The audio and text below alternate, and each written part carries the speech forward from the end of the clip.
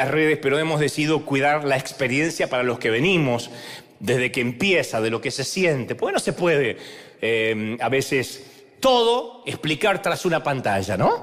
Y sí, nos conectamos a esta hora cuando vamos a transmitir para el resto del mundo, cuando vamos a transmitir la palabra de Dios. Así que, de todos modos, le damos las gracias a toda esa gente que conocimos durante la pandemia. Porque había mucha gente antes que nos veía, pero a partir de marzo del 2020 se empezó a conectar gente de todo el mundo que estaba en su casa, que no podía salir, encerrados. Y por alguna razón nos eligió a nosotros como un referente, como una palabra. Recuerde las palabras que Dios nos decía: manténganse en su sitio hasta nuevo aviso. Dios empezó a hablar a la gente rota. Dios empezó a hablar a esa gente que está del otro lado, a veces tan dolida, por la misma institución, por nosotros, los torpes ministros que a veces hemos lastimado a tanta gente. Y entonces muchos estaban dolidos y el Señor usó River para sanarlos, para que vean a Jesús con ojos nuevos, descubrir ese evangelio que algunos habían olvidado. Y siempre nos escriben, los que siguen en las redes, y nos dicen: amamos River, amamos a esa gente. El otro día decía alguien, dice: ¿por qué ahí son todos tan elegantes? Y le digo: sí, porque acá viene gente linda nada más. Porque acá todos son elegantes, son bonitos, y si no, Dios los hermosea, Dios los pone bien. Mire qué tímido que son. Dale un aplauso grande por el que está al lado, aunque sea, porque bueno, usted sí es elegante, este es bonito, este se lo ve bien. Muy bien. Un predicador que alguna vez conocí, hace algunos años, fue invitado a una iglesia a predicar, obviamente, y él solía predicar durante 1 hora o a veces un poco más. Gran, eximio orador, conferencista.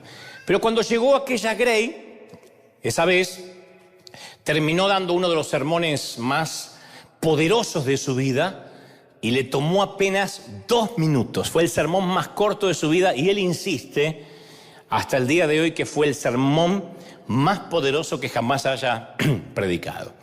La congregación era pequeña, pero a todos allí les fascinaban las palabras proféticas. Les encantaban las profecías. Entonces ellos empezaban el servicio, cantaban un par de himnos y luego se quedaban todos callados esperando que alguien levante la voz de parte de Dios, esperando una palabra profética desde la congregación. Alguien que se levantaba, a veces hablaba en lenguas, alguien traducía, a veces directamente en español. Entonces por ahí se paraba una dama y gritaba o decía: así dice el Señor, pueblo mío. Y venía la profecía que a veces te helaba la sangre, te hacía poner los pelos de punta, ¿no? A veces eran palabras de aliento, pero generalmente eran profecías de exhortación, ¿no? Con algún chismerío metido por ahí, pero esto dice el Señor, ¿no?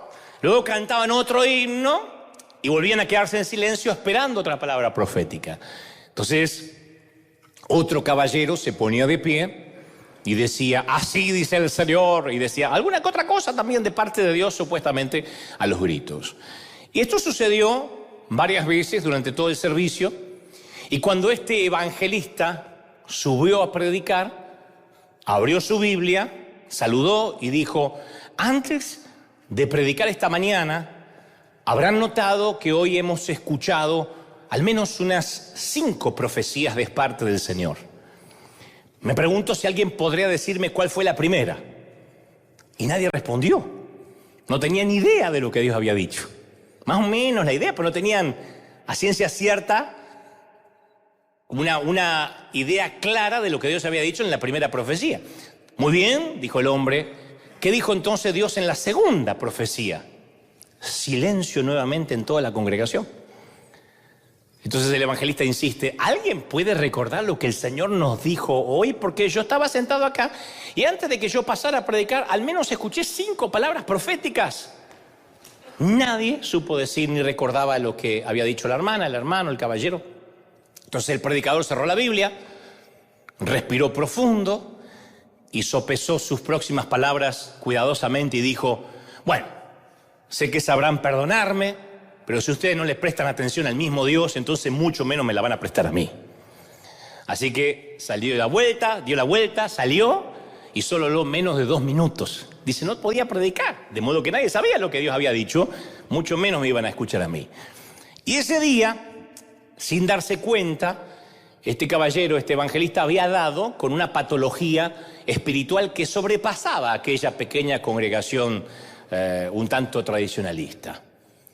Una patología que es muy conocida, que a todos nos gusta que Dios nos hable, a todos. Pero ni siquiera estamos seguros a veces si es Dios el que nos habló. Y a veces no sabemos ni siquiera qué hacer con la palabra que Dios nos dio. No sabemos qué hacer con lo que nos dice. Y eso es porque los que tenemos años en este peregrinar cristiano, hemos tomado con mucha ligereza el Dios me dijo, Dios me habló, así dice el Señor, Dios me mostró. Tal vez no tengamos la costumbre como esa congregación de que acá se para la gente y empieza a los gritos a decir algo de parte de Dios, porque respetamos la prédica y el mensaje como la palabra de Dios hablada o inspirada, pero sí tenemos en nuestra jerga, en nuestra cultura, al decir Dios me dijo, estoy sintiendo de Dios, Dios me mostró. Sin embargo, todos queremos saber qué Dios dijo, todos queremos saber qué nos dice Dios, no está mal. Nos preguntamos, ¿debo salir con alguien? Si soy soltero, ¿no? O separado, viudo. De ser así, ¿quién debería ser? ¿Cómo sé si ella es la persona para mí, Señor? ¿Qué hago si yo sé que ella es la persona para mí, pero a ella todavía no le llegó la comunicación? Todavía tú no se lo dijiste. ¿A qué universidad tengo que ir? ¿Qué carrera debo elegir? ¿Qué trabajo debo aceptar? ¿Dónde debería vivir? Dios quiere que persevere en esta situación o en esta relación difícil porque se supone que si persevero voy a madurar y crecer.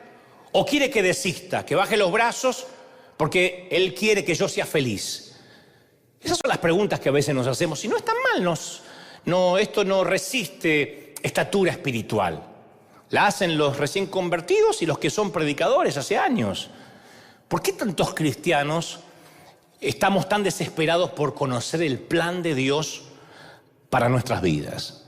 ¿Por qué millones de cristianos gastamos tanto tiempo, tanta energía esperando que Dios revele su voluntad?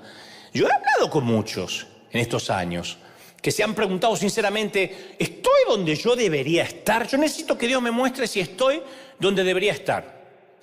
¿O qué debería estar haciendo? Porque lo que Dios me diga que haga, lo voy a hacer. Y esta gente que piensa, si son hombres y mujeres que aman a Dios, sinceramente, que no desean decepcionar a Dios. Si el Señor piensa que debemos mudarnos a Argentina, no quisiera terminar viviendo en China. Si se supone que vamos a ser ingenieros agrónomos, no queremos estudiar literatura rusa o producir plutonio.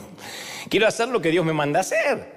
Si se supone que vayamos a las misiones y que viajemos al mundo que necesita de Cristo, no quiero terminar en el barrio donde crecí. Entonces, esa es la primera razón por la que buscamos la voluntad de Dios específica para nuestras vidas, en cuanto a su dirección, porque queremos agradarle. No está mal. Todo el mundo quiere saber la voz de Dios para su vida porque queremos agradarle. Queremos hacer la voluntad de Dios. Y eso es bueno, es muy bueno. Que digamos, yo quiero agradarle, no me quiero casar con la persona equivocada, tener la carrera equívoca, no saber dónde voy a vivir, yo necesito la guía de Dios.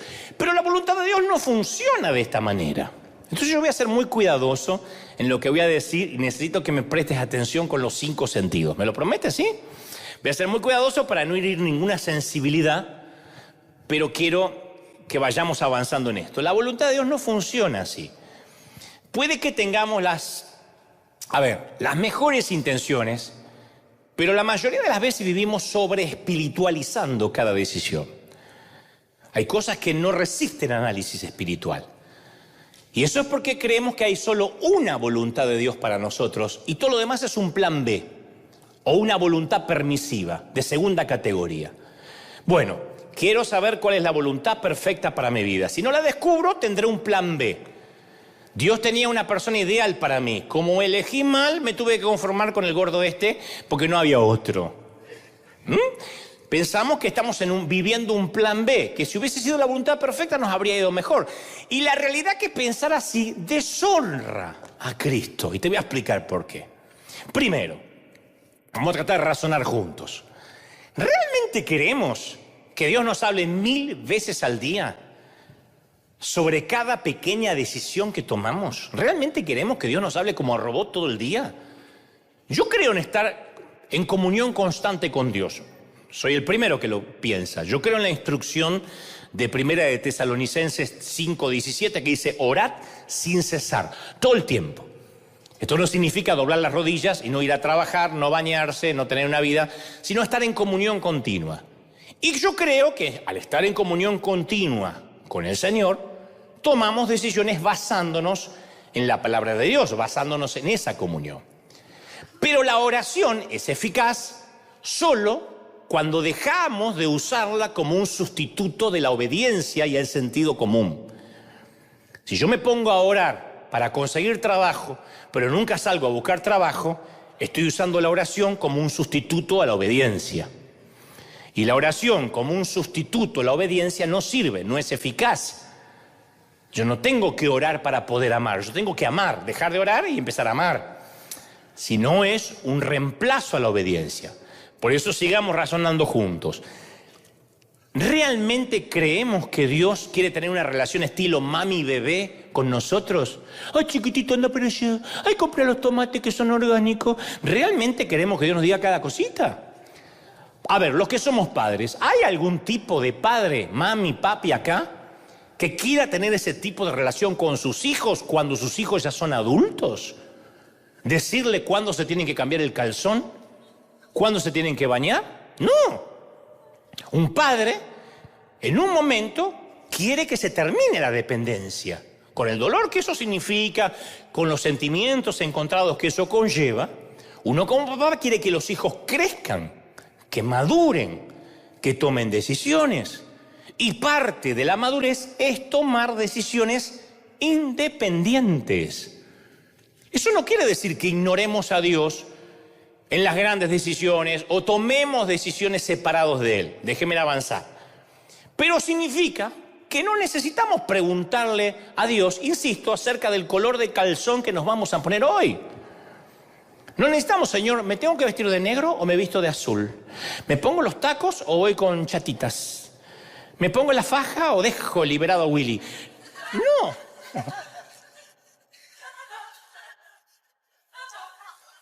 Dios habla, ¿correcto?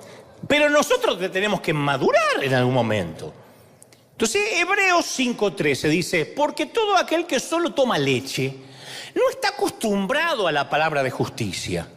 Porque el alimento sólido es ¿para quién? Para los adultos, los que tienen dientes, los cuales por la práctica tienen los sentidos ejercitados para discernir entre el bien y el mal. Maduraste. Y ya tienes la práctica para discernir qué decisión tomar. Los niños hablan o van hablando o aprenden a comunicarse conforme van creciendo. Después, como adultos, incluso aprendemos a mantener la boca cerrada a veces, que también es una forma de comunicación, no decir todo lo que uno piensa. Eso lo aprende uno de adulto. De chico uno no tiene filtro. Viste que los nenes dicen cualquier cosa que le viene a la mente. Abuela, cada vez más vieja, llena de arrugas. Nene, y el nene dice lo que los grandes piensan. Entonces, este es mi punto. Necesitamos aprender a madurar en nuestra capacidad de decir lo que nos viene en la mente, sin filtro, y encima agregarle el Dios me dijo. Ese es el problema que tenemos. Yo no estoy diciendo, está mal que digas lo primero que te venga a la cabeza, porque a lo mejor eres así, no tienes filtro, te cuesta madurar. Pero si a eso le agregamos el Dios me dijo, es catastrófico. Porque la mayoría de las veces decimos cosas que provienen de nuestro trasfondo religioso. Y me incluyo.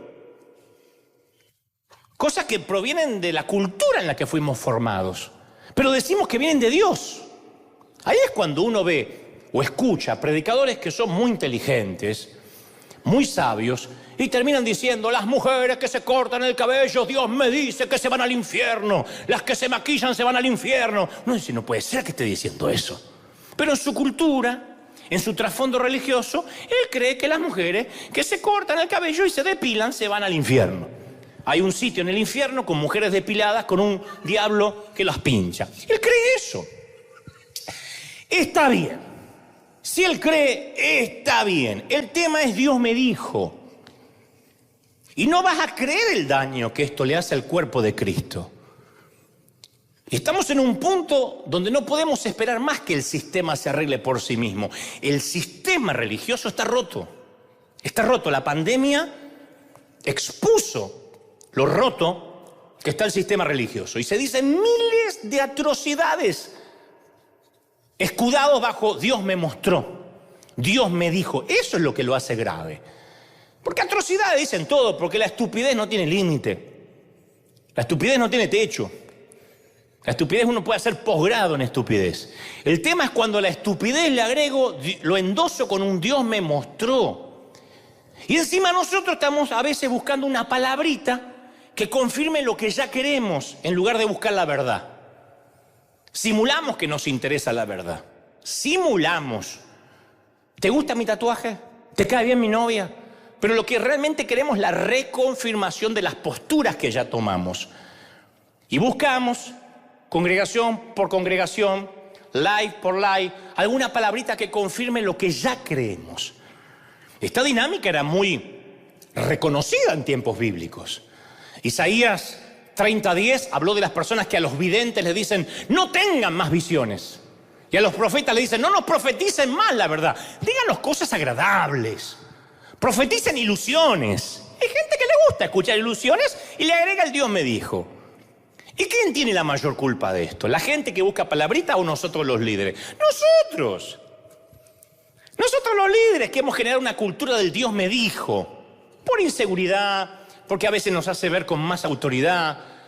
Y a veces decimos Dios me dijo y es totalmente inobjetable, inflexible, indiscutible. Porque si un tipo te dice Dios me dijo, ¿qué le va a discutir? Un hombre de Dios toma una mala decisión que estresa a toda su iglesia, por ejemplo. Que lo hemos visto por ahí, alrededor de todo el mundo, sin mencionar a nadie. Pero mete a la congregación en un estrés, por ejemplo, en una visión faraónica impagable. Se decide a construir un super, ultra, hiper, macro templo, o se mete en hacer un canal de televisión, o se mete... Y la gente se endeuda y los gastos fijos empiezan a manejar la visión. Porque en lugar de predicar lo que Dios quiere hablarle a esa congregación, hoy hay que hablar de dinero, porque si no se levantan 5 ofrendas, no se soporta el proyecto que se metió el pastor. Entonces alguien lo cuestiona y su respuesta es que Dios me dijo que hiciera esto. No siempre Dios nos dice que hagamos las cosas. No fue lo que Dios te dijo, eso es una decisión absurda. Y Dios no es absurdo, eso sí está en la Biblia. Dios no es absurdo. Pero a veces manipulamos a los demás usando un lenguaje espiritual para atribuirle una autoridad divina a nuestra propia voluntad necia. Voluntad necia tenemos todos, insisto, el tema cuando le atribuimos Dios me dijo. Cuando las personas normales, por ejemplo, cambian de trabajo, cuando digo normales son personas que no necesariamente están vinculadas al ministerio. Cambian de trabajo, dan motivos normales. ¿Por qué cambiaste de trabajo? Y porque este me conviene más, me pagan más. Porque me da un ascenso. O porque había problemas involucrados en el antiguo trabajo. Un conflicto con el jefe, o se mudaron, o antiguamente no podía trabajar eficazmente, esto valoran más lo que yo hago. Motivos normales. Pero en las iglesias, cuando los pastores anunciamos lo que sea, generalmente decimos, recibí el llamado de Dios. Punto. El ovejerío se calla. Entonces, un pastor, por ejemplo, abandona la iglesia o se va a otra congregación y jamás dice, me cansó el ministerio, la gente me tiene harto, me conviene más viajar económicamente por ahí, me conviene más económicamente viajar, que me inviten a andar por el mundo y lo dejo a alguien encargado aquí. Nunca va a decir eso. Siempre va a decir, Dios me cambió el llamado. Punto. Inobjetable. No resiste análisis. No resiste discusiones, ni debate alguno. Entonces el llamado, esto no es un patrimonio solo de los pastores, esto de todos. Nada más pongo un ejemplo. Entonces el llamado es una palabra demasiado importante como para que abusemos de ella, para disimular conflictos, para disimular a veces incompetencia, ignorancia, ambición y a veces hasta una cultura nociva. Y además ese lenguaje, Dios me llamó, Dios me cambió el llamado, deja la sensación de que los pastores O de que los líderes tenemos acceso a un llamado sobre las decisiones que las personas normales no tienen ni tendrán nunca. Entonces está bien que nos hartemos y decidamos cambiar de aire, pero no llamemos a eso necesariamente sentí un nuevo llamado de Dios. No, te cansaste. Ese es el discurso que a veces cansa. Yo he hablado con colegas que le digo, ¿por qué abandonaste la congregación de allá? No, la gente es muy dura, acá no se puede prosperar, no crecemos. Me voy al otro lado, a otro estado. ¿Y qué le dijiste a la gente? Que Dios me cambió el llamado.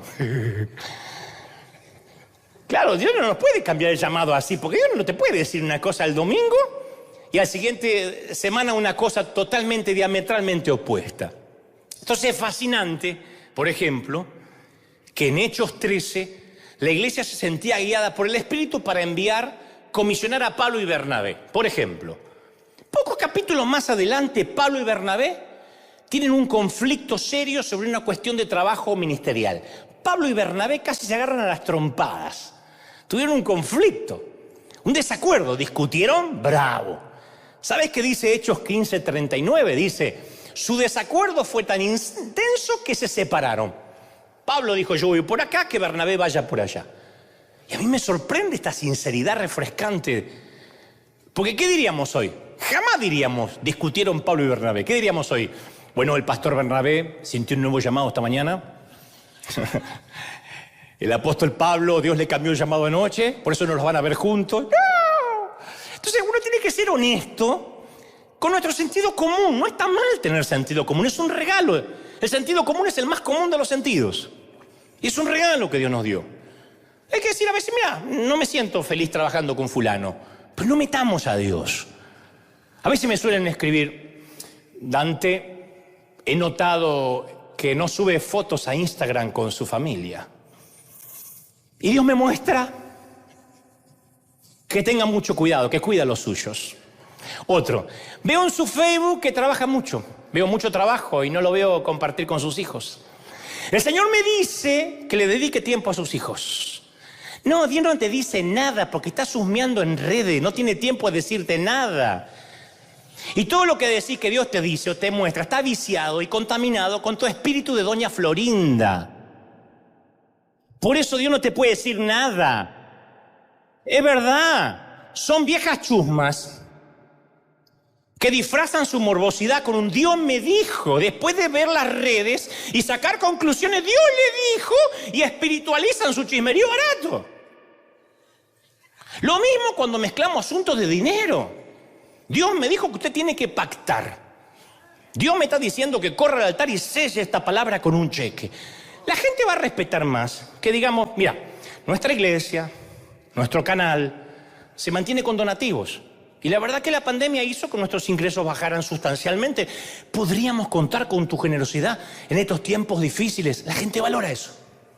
Es mejor que mezclar nuestra urgencia financiera con un Dios me dijo que selle la palabra con el altar. Esa manipulación es la que insulta nuestra inteligencia.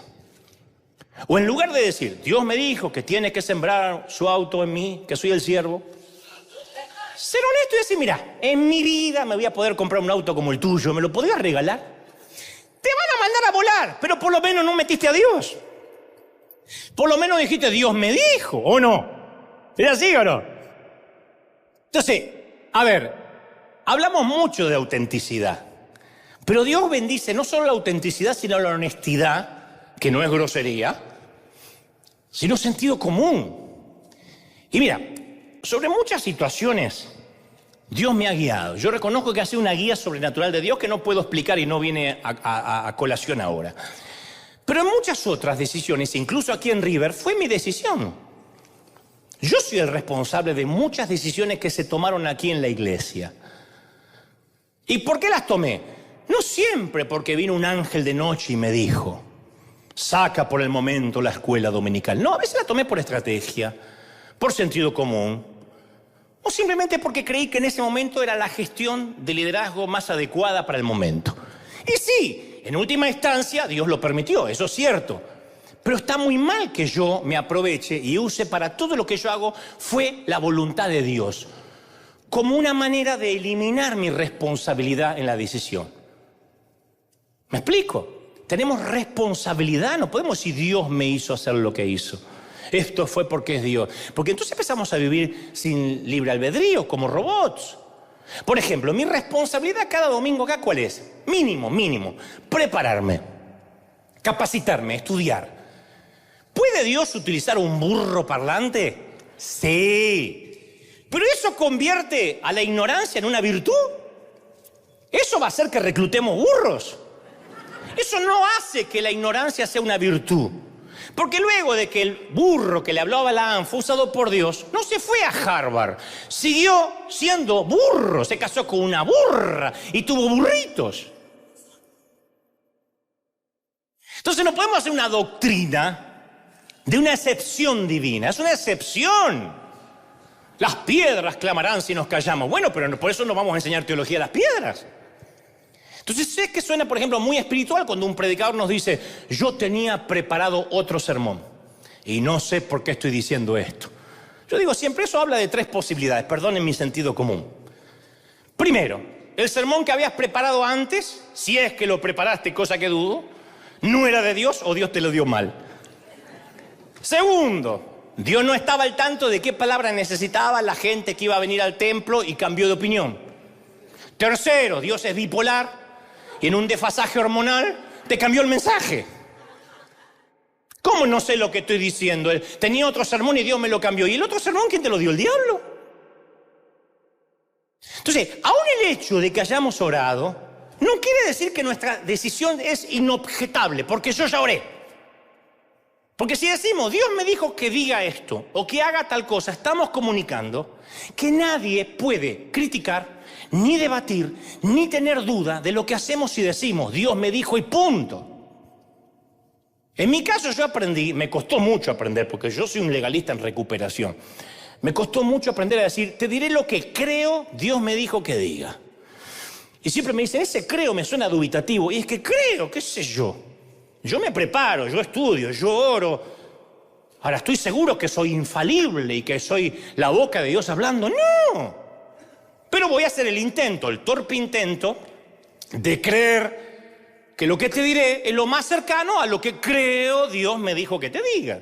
Esto es lo que creo Dios me dijo que te diga. Después, es lógico que en el mensaje que yo voy a transmitir esté involucrada mi personalidad, mi entorno, mi manera de ser, mi cultura, mi preparación. Porque Dios, si no, me agarraría así. ¡Dice el Señor! ¡Ahora! Y estaría enajenado. No, Dios usa lo que yo soy. ¿Y tú qué tienes que hacer? Discernir, tamizar, colar, retener lo bueno, clasificar. Esto me bendice, esto no tanto. Entonces uno debería usar este tipo de términos para comunicar nuestra dependencia de Dios y los inconversos lo valorarían más. Mira, estuve orando por esto y me parece, creo, que es la mejor decisión. Espero no equivocarme. Me parece que el Señor me está guiando para tal lado. Creo que me está guiando. Tal vez me equivoque, pero tengo un porcentaje grande de que tal vez esté en lo cierto. Eso no es dudar. Eso no es falta de fe, eso es humildad. De otro modo, el Dios me dijo se convierte en un escudo a la hora de rendir cuentas en nuestra toma de decisiones. ¿Quién le puede objetar algo a un líder, a un pastor hoy en día si dice Dios me dijo? Y a veces, insisto, usamos la voluntad de Dios como una suerte de magia o de espiritismo cristiano.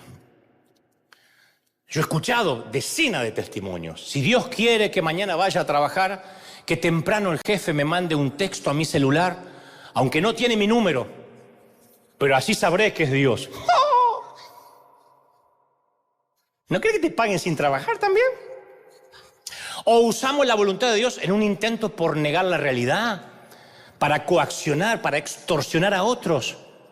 Tú no puedes cortar el noviazgo conmigo porque Dios me dijo que te guste o no, yo soy tu marido. ¡Oh, miércoles! Y a veces citamos la voluntad de Dios para justificar nuestros excesos personales. Sí, yo sé que apenas llego a fin de mes, pero Dios quiere que conduzca ese auto de alta gama. Porque un hijo de Dios me dijo, él merece lo mejor, y cuando le impuse las manos, lo sentí. No, a ver, si querés que Dios te ayude a salir de deudas, tienes que hacer reducción de las deudas, Tienes que ponerte a trabajar, a hacer de eso una actividad espiritual. Arrepentirte de los malos gastos, evaluar los daños. No esperes que Dios borre los discos duros de todas las computadoras de las sedes de tu tarjeta de crédito. O que envíe un millonario anónimo a saldar tus cuentas. No, sentido común. Sabiduría para gestionar la economía. Dios, ayúdame a perder peso en el nombre, me empodero para perder peso. No, cierra la boca y no haga de cada comida la última cena de Jesucristo. ¿O no? Haz ejercicio, sal a correr, elige lo que vas a comer, evita los carbohidratos. Dios me dijo que voy a tener una mega iglesia. Bueno, deja de tomarte para empezar 3 vacaciones al año. Deja de andar paseando por el mundo faltando los domingos. Inyecta la visión clara, sé ejemplo de compromiso. Algún vago se inventó la frase, por ahí se calcula que 1 hora de prédica equivale a 8 horas de trabajo forzado. No insultemos a gente como nuestros padres que se rompían el lomo de 6 de la mañana a 8 de la noche para parar la olla. Y ahora porque predicamos 1 hora nos sentimos que somos acarreadores del puerto. Si estás predicando es un privilegio. Los que predicamos tenemos el privilegio de apenas trabajar 52 domingos al año. Es un privilegio. Y eso que 52 domingos al año si es que no invitan a alguien a predicar. Así que es un privilegio que tenemos los que servimos a Dios. Entonces, en la Biblia hay todo un mundo de diferencia entre la fe en el Dios sobrenatural y el tratar de usar la magia o la superstición. Cuando yo trato de usar a Dios como un horóscopo, transgredo la naturaleza de la relación entre Dios y el ser humano.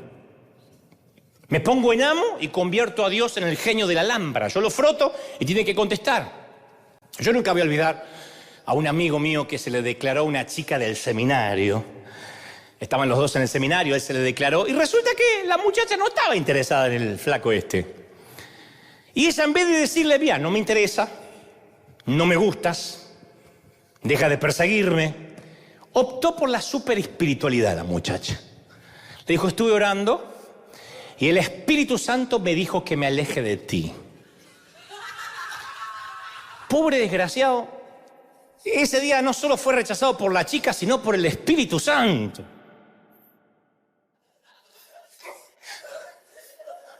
O sea que la tercera persona de la Trinidad se tomó un descanso en traer convicción de pecado al planeta para decirle a la chica que corte como un queso a mi amigo. Fíjate vos. Y hay un montón de mujeres y hombres que viven culpando a Dios por sus rupturas, por sus decisiones amorosas. Entonces la voluntad de Dios a veces se usa como una excusa a la hora de tomar decisiones relacionales difíciles. Ese es el tipo de lenguaje que yo quisiera que evitemos, al menos en River. Si no te interesa un noviazgo, un matrimonio o lo que sea, simplemente dile no, gracias. Pero no le eches la culpa a Dios. No metas a Dios. La Escritura no nos dice si tenemos que vivir en Lima o en Bolivia. No nos dice a qué universidad tenemos que ir. No nos dice si debemos comprar o rentar un departamento. No nos dice si debemos casarnos con un cristiano maravilloso llamado Timoteo o con un espantoso llamado Nabucodonosor. No nos dice. La escritura no nos dice qué hacer durante el verano, qué trabajo tomar, dónde comernos una hamburguesa más rica. Cierta vez, mientras yo predicaba esto, en un país se me acercó un joven y me dijo, me siento muy desanimado por lo que dijiste, que a Dios no le importan las decisiones más importantes de mi vida. Y yo le dije, no, tal vez no me expresé claramente. Tal vez no fui lo suficientemente claro. A Dios le importan todos los detalles. Pero los asuntos más importantes para Él son la compasión, el gozo, el testimonio, la fidelidad, la hospitalidad, el amor, la adoración, la fe. O sea, nuestro carácter. Pero nosotros tendemos a enfocarnos en todo lo demás. Nos obsesionamos con cosas que Dios no menciona y le damos mucho tiempo a cosas que parecería que nos interesan por encima de lo que dicen las Escrituras. Hay cosas que Dios ya reveló en la Biblia. De allí los grandes debates si armar el arbolito de Navidad o no. Van a ver que cada fin de año se arman unos debates. ¿De verdad creemos que Dios va a andar de casa en casa a ver quién armó el arbolito pagano con las bolas del diablo colgando? ¿De verdad? Oh, colgaste las bolas. ¿De verdad?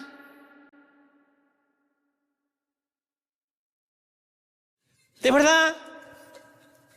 La Biblia contiene enseñanzas sublimes, pero si le añadimos una cuota de sentido común, no tendría que haber confusión, nunca. Sentido común. Juan 21:25 dice, y también hay muchas otras cosas que Jesús hizo, de las cuales si se escribirían una por una, pienso que ni aún en el mundo cabrían los libros que se habrían de escribir.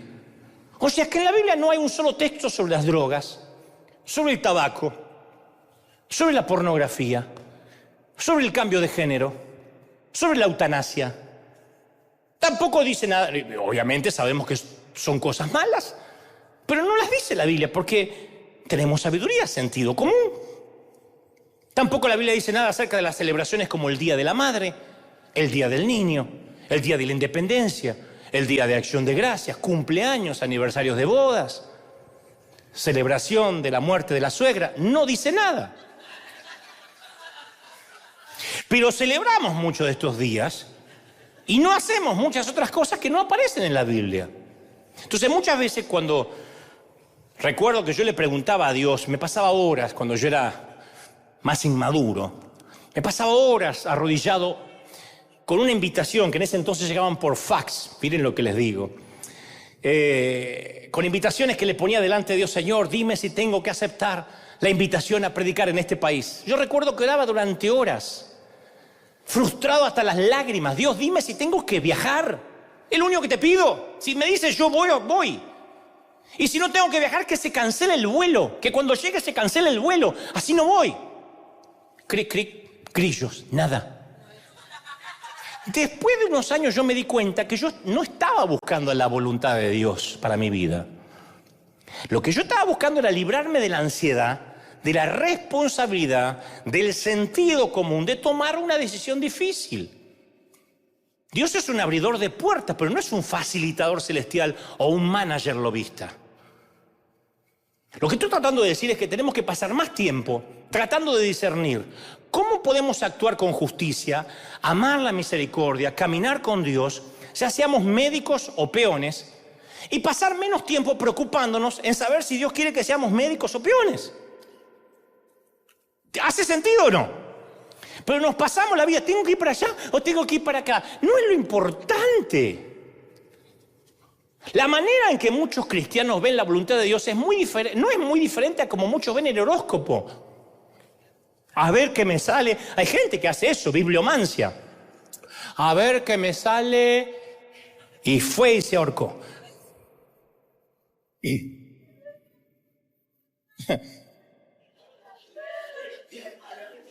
Vamos a Dios para ver cómo nos va a ver hoy, a ver cómo nos va a ir hoy, a ver cómo me va a ir hoy. No quiero salir de la casa sin ver cómo me va a ir hoy. Entonces nuestra fascinación por la voluntad de Dios revela la falta de confianza en las promesas de Dios.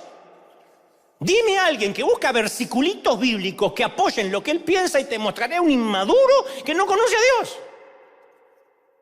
Por eso cuando en una congregación dice vamos a decretar, corren todo como si fueran a regalar galletas de la fortuna.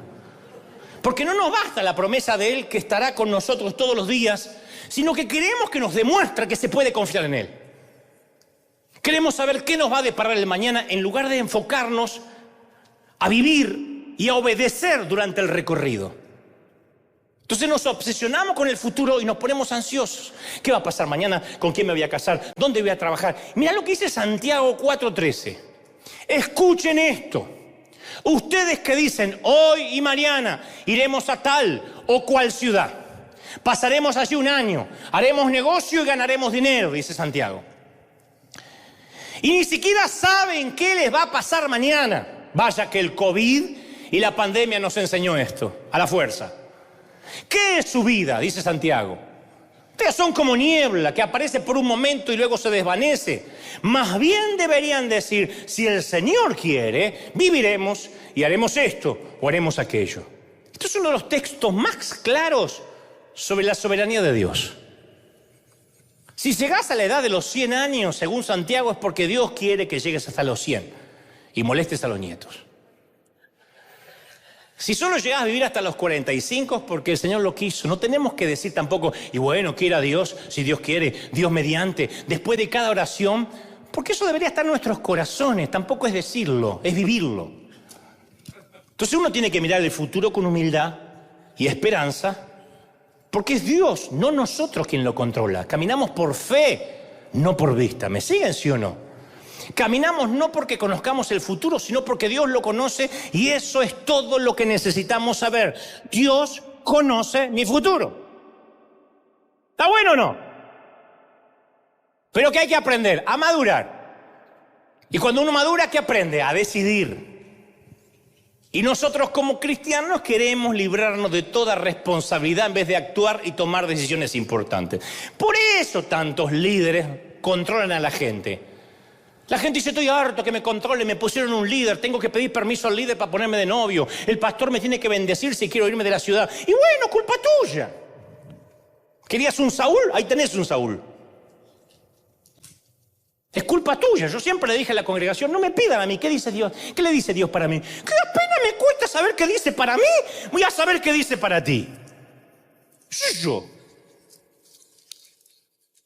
¿Significa que Dios no tiene nada para decirnos acerca de cómo vivir nuestras vidas y tomar decisiones? No, no. Pero cuando se trata de la mayoría de nuestras decisiones cotidianas, Dios nos anima a tomar decisiones confiado en que esas decisiones van a encajar dentro de su soberana voluntad.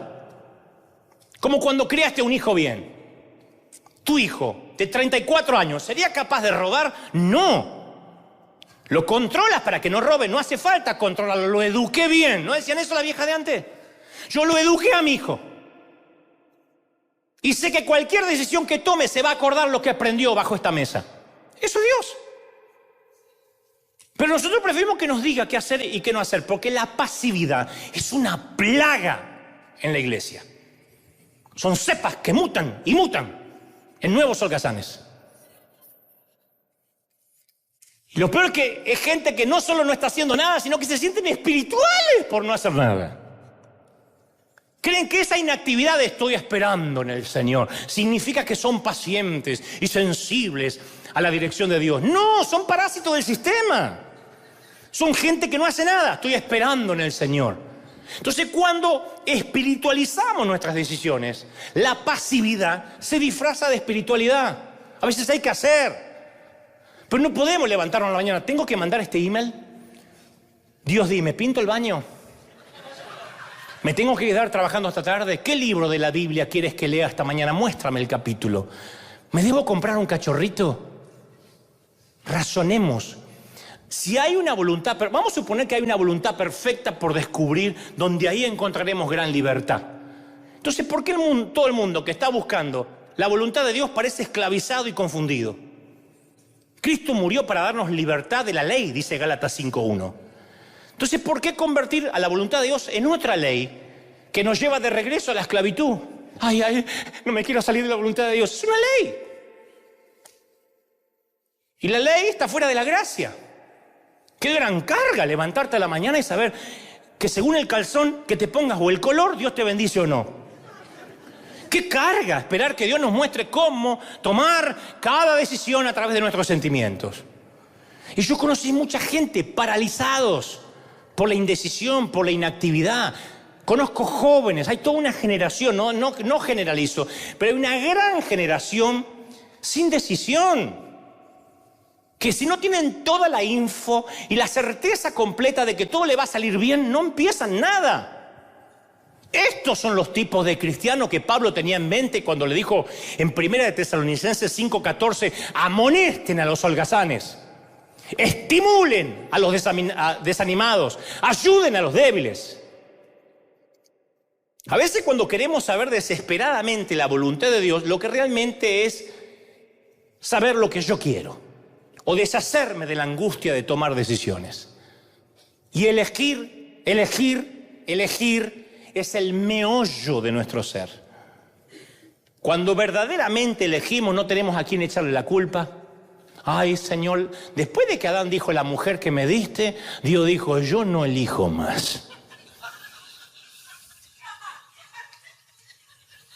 Una vez, Dios se la eligió. La mujer que me diste, por eso no caímos. Dios dijo, no me meto más, te la buscas. ¿Por qué Dios no me guió cuando me casé? Porque te gustó, porque lo elegiste. Cuando uno elige no tiene a quién echarle la culpa. Elegir nos estremece, nos llena de miedo. Es fundamental para la personalidad. Y Dios quiere que aprendamos a elegir bien. Esto puede ser el porqué de que cuando leemos la Biblia no hay ningún capítulo dedicado a cómo conocer la voluntad de Dios para tu vida. No hay un solo capítulo acá que diga cómo conocer la voluntad de Dios. Pablo nunca escribe los 12 pasos para determinar si ese esposo es para ti. Nunca. Si esa flaca sabe al menos cocinar. Nunca. 5 maneras de discernir si ella tiene madre. Ojalá estuviera acá. Lo que vemos acá son frases como estas. Si a alguno de ustedes le falta sabiduría, pídasela a Dios y Él se la dará, pues da todo generosamente, sin menospreciar a nadie. Santiago 1:5.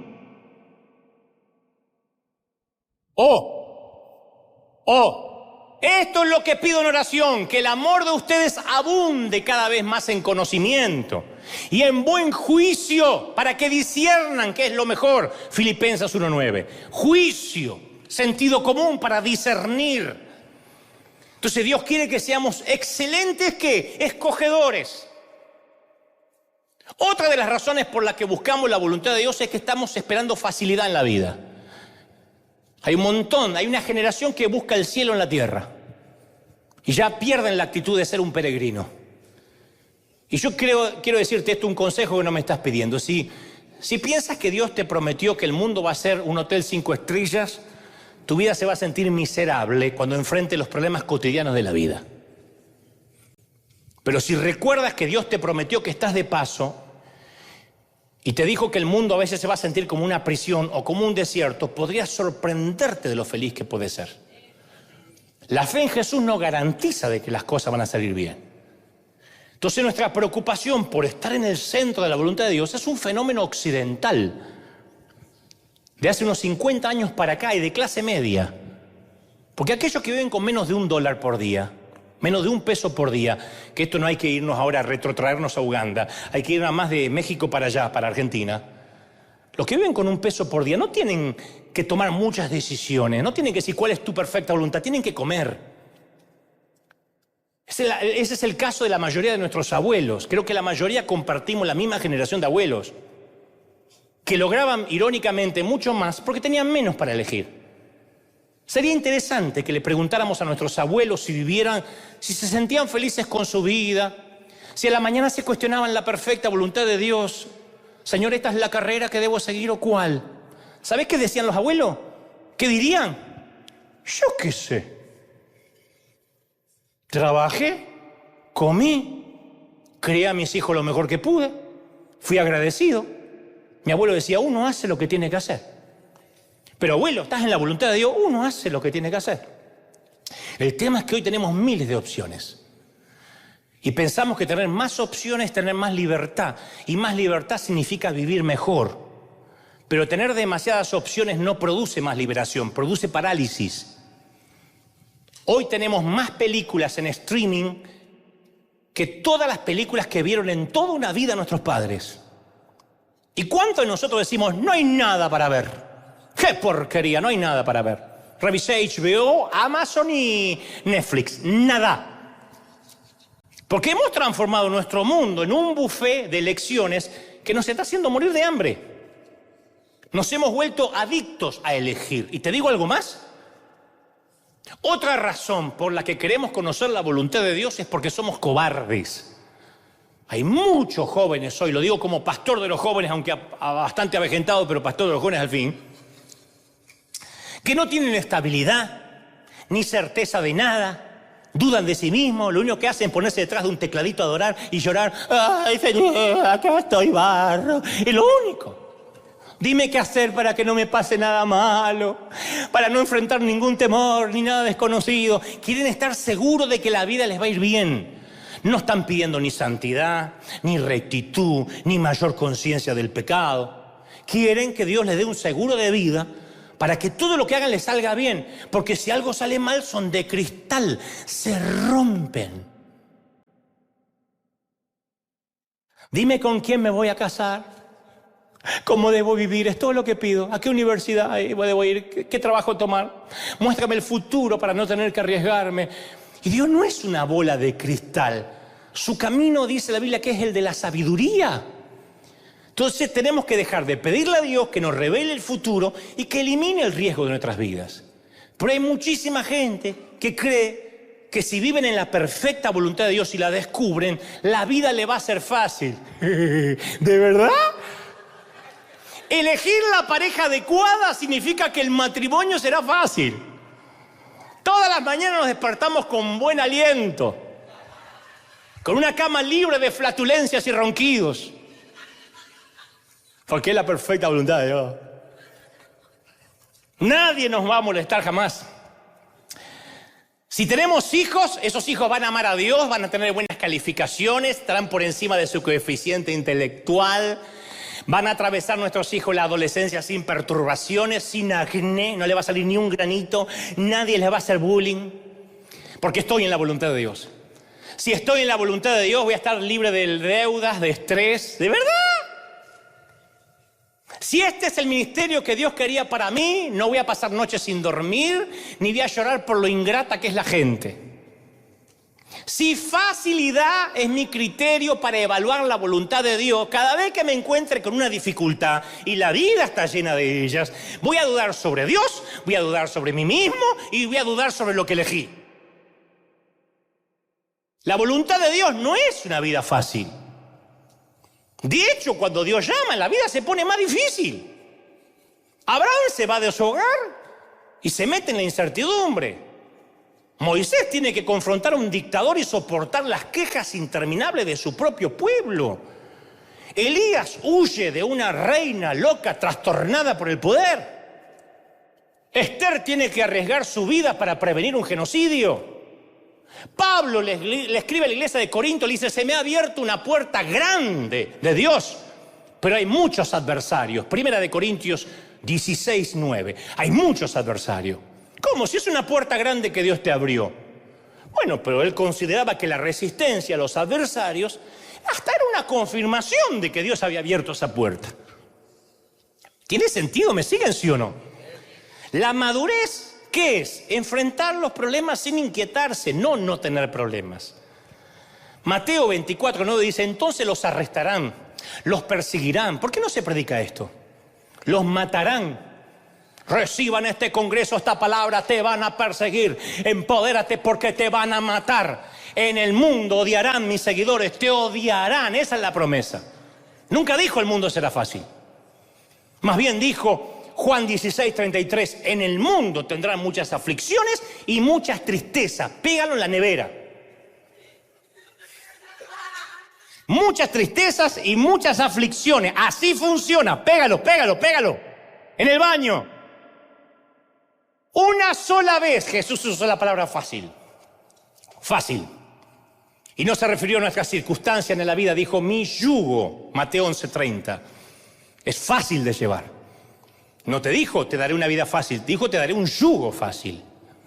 Aceptar su yugo es una experiencia interior de bienestar con Dios. En otras palabras, lo fácil no vendrá de afuera, vendrá de adentro, del interior. Fácil no describe mis problemas, describe la fortaleza que viene de mí, por el cual puedo soportar los problemas. Entonces, la principal voluntad de Dios, ¿cuál es para nosotros? Es la persona en la cual nos vamos transformando, no importa si eres jardinero o médico, del Barça o del Real Madrid, si tomas el vino barato o el Malbec argentino, no importa.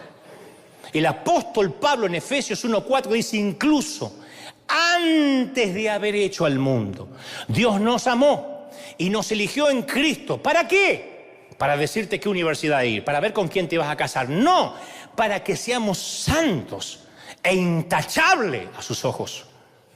Entonces, en otras palabras, la voluntad de Dios no es lo que hagamos, dónde vivamos, si te quedas soltero, si no te quedas soltero. Eso dependerá si te lavas los dientes o no. ¿Cuánto ganamos? ¿Qué llegamos a hacer? Si el deseo de los padres es que su hijo o su hija llegue a ser una buena persona de verdad, desde luego van a insistir en que tomen sus propias decisiones. Las personas de voluntad, criterio y carácter no se forman de otra manera que no sea tomando decisiones. Yo no soy el gran ejemplo, pero si llegué hasta donde llegué fue porque siempre viví tomando decisiones. Fallidas, equívocas, buenas, certeras. Eso es un líder. Eso quiere decir que a veces la voluntad de Dios para nosotros, ¿sabe cuál va a ser? Decidilo vos. ¿Qué hago? Decídelo tú, cabezón. ¿O no le has dicho eso a un hijo tuyo? ¿Quién no le dijo eso a un hijo adulto? ¿Qué hago, ma? Decídelo. Yo no me voy a acostar con ella, te vas a acostar vos todo el resto de tu vida. Y a veces consultamos al cielo en busca de indicaciones y Dios te va a decir, ¿sabes qué te va a decir? No me importa. A mí me dijo un montón de veces, no me importa. ¿Cómo? ¿Significa que a Dios no le importa? No, significa que le importa más la persona, mi carácter, que cualquier otra cosa. A veces me ha dicho, no me importa la decisión, haz lo que quieras. A veces la voluntad de Dios es hacer lo correcto. Simplemente eso, por pequeño que sea, no andar buscando. ¿Y qué tengo que hacer? Es hacer lo correcto. Respetar los compromisos, no llegar tarde, no pasarlos por alto. Eso es hacer la voluntad de Dios. A veces la voluntad de Dios no va a tener el cartel de glamoroso, pero por lo menos confórmate con el cartel de obediente. De hecho, las decisiones del año que viene van a ser afectadas por el grado que hoy obedezcamos al Señor. Nunca Él nos prometió un plan de aquí a 20 años. A mí nunca me lo dio, nunca. Pero no sé por qué siempre la voluntad de Dios para más adelante es menos demandante que la voluntad de Dios para lo que tengo que hacer ahora. Yo conozco mucha gente que dice, estoy dispuesta a ir a Uganda. Dispuesto a ir a Uganda. Y Dios le dice, bueno, da una ofrenda ahora. Señor, dime si esto es tuyo, de Satanás o de la carne. De acá a 10 años te va a Uganda y no podés obedecer ahora. Entonces, a ver, la vida no es estar acorralados entre vamos a ser pastores o empleados comunes. No estamos acorralados entre casarnos con esa mujer o no. Mira, esto lo voy a decir de una vez. Hay 6.000 millones de personas en el mundo. ¿Me está diciendo que Dios te miró y te dijo, hay una sola cosa que puedes hacer en la vida? Yo sé lo que es. Te vas a pasar el resto de la vida en adivinarlo y ya verás si te equivocas. ¿De verdad? ¿No será que le estamos imponiendo nuestras limitaciones a Dios? Somos llamados a la perfección, no a ser perfeccionistas. Perfección es la excelencia inmaculada. El perfeccionismo es un trastorno obsesivo compulsivo. Y la Biblia dice que Dios es perfecto, no un perfeccionista. Si hay solo una manera correcta de hacer un escarabajo, ¿saben lo que es el escarabajo? ¿Por qué Dios hizo 300.000 especies? Si hay una sola manera correcta de hacer una persona, ¿por qué no son todos como yo? La vida no es un juego en el que constantemente tengo que adivinar debajo de qué vaso está la pelotita. Porque vivir de esa manera es desgastante, es devastador. A ver, elegí mal, adiviné mal, me equivoqué. En el Edén había un árbol inapropiado, uno. De este no comerás. Y todos los demás comerás libremente. Génesis 2:16. De todos puedes comer. Uno solo te pido que no comas. No tenían que tratar todas las mañanas de averiguar cuál era el árbol correcto. Ay, no está envenenado, no será este el incorrecto. Dios no dijo cuál, hay que buscar la voluntad de Dios. A Él le encanta dar miles de opciones. Las opciones desarrollan nuestro carácter. Claro, es mejor decir, Dios tiene una persona para ti y mejor que la encuentres. ¿Y si está en la China, No, vas a elegir lo que te guste. Lo que te llame la atención, quien te subyugue, quien te atraiga, quien te seduzca. Y tu sabiduría, tu madurez te enseñará a discernir si estás eligiendo bien o mal. Aún así, no va a ser un lecho de rosas, aunque te cases con la Cenicienta. Eso es la vida. Pero ¿cómo sé dónde querías Dios que esté? Dios no quiso nunca robot, elige. decide. El salmista escribe, no seas como el mulo o el caballo, que no tienen entendimiento, que necesitan un freno y una brida para mantenerse controlados. Salmos 32:9. El salmista hace una distinción entre dos formas de guiarse por la vida. Una apela a la razón y la elección, el tipo de dirección apropiada para las personas maduras. La otra forma, el freno y la brida, es el dolor, la presión, forzar el cumplimiento. Consejo: no esperes hasta que el sufrimiento de la vida te obligue a atravesar una puerta que la sabiduría te invita a elegir hoy. Elige. ¿Cuánta gente dice, no tengo tiempo? ¿Cuántos hombres me han dicho, yo no tengo tiempo de dedicarle a mi nena, a mi hijita, yo tengo que trabajar? Dice el hombre adicto al trabajo. Y su nena, después que crece, se hace adolescente, de años de abandono, huye del hogar, vive en la adicción, y después el tipo se pasa una incalculable cantidad de horas tratando de localizarla y luego un montón de horas en terapia. Tenía tiempo, pero no lo usó con sensatez hasta que se vio obligado. Yo no tengo tiempo para cuidar mi cuerpo y andar caminando y hacer esas tonterías. Bueno, entonces después viene un derrame cerebral, un infarto al corazón, una diabetes inesperada y de pronto me doy cuenta que tengo mucho tiempo porque mi cuerpo ya no puede hacer lo que hacía antes. Entonces nosotros tomamos decisiones y las decisiones que tomamos nos forman. Lo que digo, lo que pienso, lo que leo, dónde voy, con quién estoy, qué hago, cómo trabajo, cómo descanso.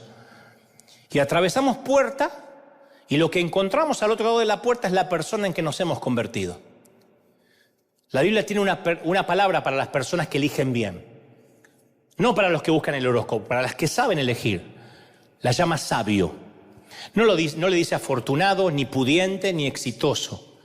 En la Biblia la sabiduría no es lo mismo que tener un alto coeficiente intelectual, ni está restringido a los que tienen títulos formativos académicos superiores. En la Biblia la sabiduría es la capacidad de tomar decisiones sabias. Es el arte. ¿Qué es la sabiduría? El arte de vivir bien. Eso es la sabiduría. Yo conocí mucha gente inteligente, necia, con un montón de diplomas en la pared, burros para tomar decisiones. Y otros que no tienen ni tercer grado de la escuela primaria, sabios. Salomón dijo, yo te ruego que le des a tu siervo discernimiento para gobernar tu pueblo y distinguir el bien y el mal. Porque si no, ¿quién va a poder gobernar este pueblo tuyo? Primera de Reyes 3:9.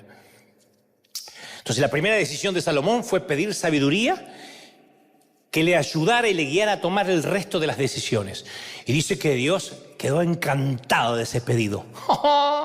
Porque pediste sabiduría, tendrás todo lo demás. Porque la sabiduría trae todo, la riqueza, las buenas inversiones, las buenas elecciones. Entonces la mayor diferencia entre las personas que prosperan en la vida y las que no es el dinero, no es la salud, no es el estatus migratorio, los contactos, las apariencias, es la sabiduría, la capacidad de tomar buenas decisiones. Entonces no ores para prosperar, prueba con trabajar duro. No ores para que Dios te cambie, deja que Dios moldee tu carácter.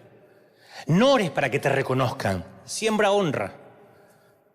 No siempre hay que orar por todo. La oración y buscar la voluntad de Dios va a ser eficaz cuando dejemos de usarla como un sustituto de la obediencia. Mis queridos, no sé en otras partes del mundo a donde nos dirigimos, pero lo que es en River, hoy, a mediados de enero, se terminó oficialmente nuestro tiempo de horóscopos, de empoderamientos y profetas baratos. Vamos a ser las personas sabias que saben decidir y así vamos a encarar el año. Dale un aplauso al Señor de señores y al Rey de reyes. Si crees que Dios te habló, dale un aplauso grande, grande, grande, grande. Yo quiero que ese aplauso se escuche hasta en los confines de la tierra, que se escuche en todo el mundo. Dale un aplauso, esto sí, para sellar la palabra. No la sellamos con dinero, la sellamos con agradecimiento. La sellamos diciendo, Señor, háblanos claro porque me gusta. Háblanos claro, abre la mente, bendito sea Dios. ¿Cuántos reciben esta palabra? Díganme amén. Si puedes, dile a tus hijos que decidan, que elijan bien. No te pongas súper espiritual, no le digas, estuve orando y sentí que esa chica no es para ti. No metas a Dios. Dile, no me gusta. No me gusta la cara ni la amarga de esa chica y no me gusta cómo viste y cómo luce. No pongas a Dios. Enseñemos a nuestros hijos a que nuestras decisiones tienen que ser basadas en la soberanía de Dios por la educación que tenemos y no porque Dios me dijo, Dios me dijo, Dios me dijo, Dios me dijo. En todo caso, Dios creo que me dijo, pero permítete el beneficio de la duda. El beneficio de la duda hará que si te equivocas, y bueno, yo creí que esto era de Dios. A mí no se me va a caer nada si algún día tengo que decir a la iglesia, yo pensé que esto era una buena idea. Y estaba convencido de que creía que Dios me lo dijo, pero me equivoqué. Eso engrandece a un líder. Yo seguiría un líder, ir hasta las puertas del infierno. Un líder que se pare y reconozca, me equivoqué. Un presidente, imaginen un jefe de Estado que se pare y diga, señores, me equivoqué en la resolución de que se queden todos confinados en casa. Debimos haber salido a trabajar tomando precauciones. Lo siento, fue una mala gestión. Yo votaría a ese hombre. Pero siempre están diciendo que es algo del gobierno anterior, que esto es algo que le excedió de las manos, que es la Organización Mundial de la Salud. Siempre estamos echándole la culpa a los demás. O lo que es peor, Dios me dijo. Aprendamos a ser falibles, a equivocarnos y reconocer, me equivoqué. En su momento me pareció una buena idea. Hay decisiones que tomaste a los 20 que te parecieron una idea genial y hoy te quieres morir con la decisión que tomaste.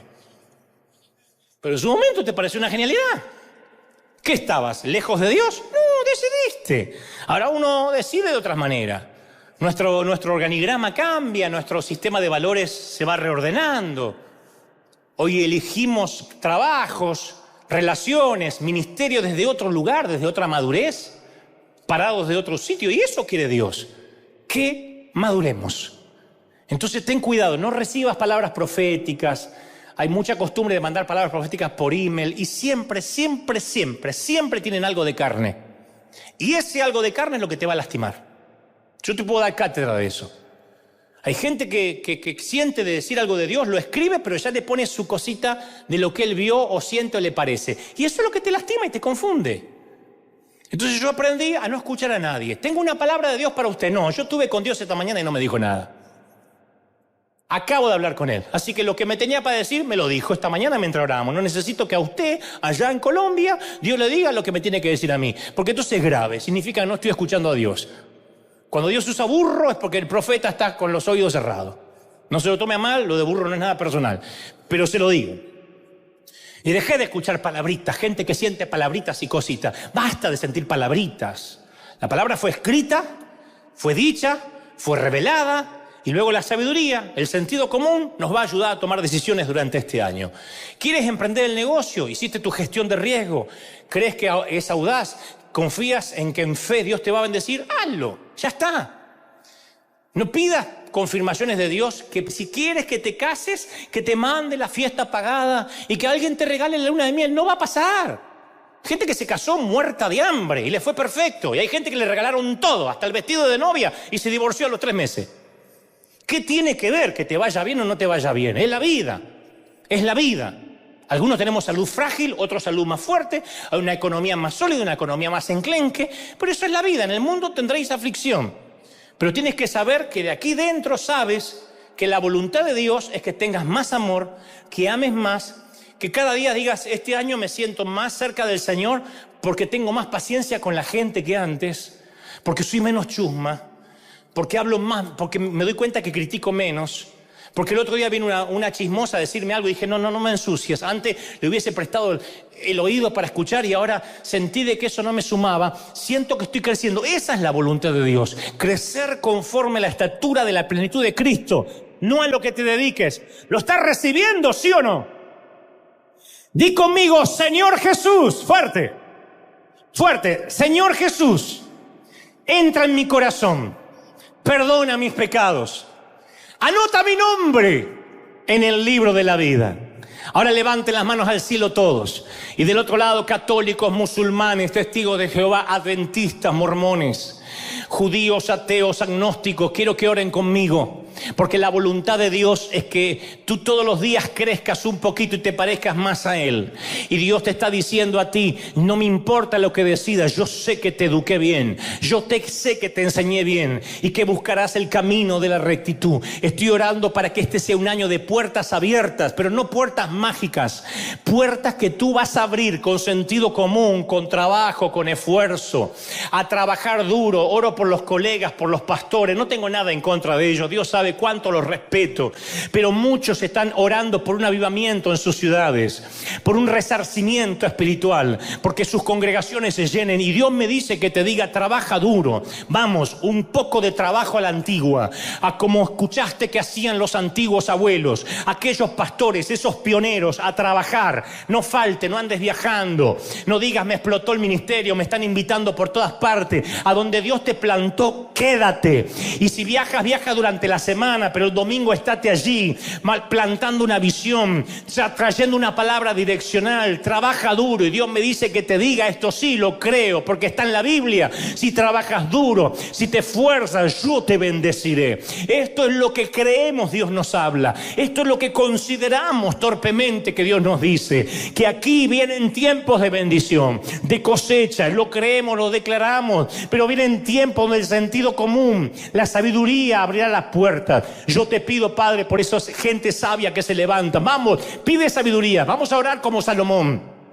Tal vez nunca pediste sabiduría antes, tal vez solo querías que te indicara por dónde ir, pero dile, Señor, dame sabiduría, que sea el regalo de principios de año. Oro para que River tenga la bendición de la sabiduría, de la sensatez, de la elección, de elegir bien. Bendigo a este ejército, a estos generales, tus obreros de primera línea. Sopla Dios sobre ellos sabiduría. A los que están en otras partes del mundo, en todo el resto del continente, sopla Dios. Trae sabiduría, sanidad a la iglesia. Trae Dios confianza otra vez en la gente, sobre sus líderes. Gente que ha perdido la confianza en sus pastores. Gente que ha bajado los brazos, que se ha sentido totalmente huérfana. Hay un espíritu de orfandad en toda América Latina. Gran parte de Europa también, pero América Latina está siendo golpeada por un espíritu de orfandad espiritual. Y muchos han dicho, he sentido que mi pastor, que mi líder me abandonó, que me dejó solo, que en tiempo de pandemia no hubo palabra, que solo se ocultó, que solo pidió prudencia, que se metió en la cocina a decir manden la ofrenda y no salgan de ahí. Y yo siento que no estuvo, que no me contuvo. Dios me dice que te diga, viene un nuevo tiempo. Y ese tiempo es que yo permití que se te abran los ojos, para que decidas con sabiduría, para que no dependas, respetes, pero no dependas de hombres. Que no dependas de hombres falibles, porque ellos fallan y seguirán fallando. Pero yo soy tu Dios que te sostiene. Yo soy tu Dios que te fortalece. Yo no te he fallado, yo te he sostenido y he sostenido a los tuyos, dice Dios. Vamos, levanta la mano y alaba al Señor de señores. Son los últimos minutos, pero antes de irnos, yo quiero que esta palabra selle en nuestros corazones el Espíritu Santo, convicción. Que ahora nuestros ojos se abran. Diga, Señor, has abierto mis ojos a una nueva revelación. Lo creo. Lo declaro, lo confieso en todas las áreas y declaro bendición. ¿Cómo te ama el Señor, princesa? ¿Cómo te ama el Señor, príncipe? ¿Cómo no te va a amar si en sus manos te tiene esculpido? Te ama el Señor, te ama el Señor. Te bendigo en el cuerpo, en el alma, en el espíritu. Amén, amén y amén. Que esta palabra sea recibida, sea sellada. Vamos, el aplauso al Señor de señores. No fallen, firme como talón de oso, gente amada. Vamos, River, que no se detiene. Chao, hasta el domingo que viene. Bendiciones para todos.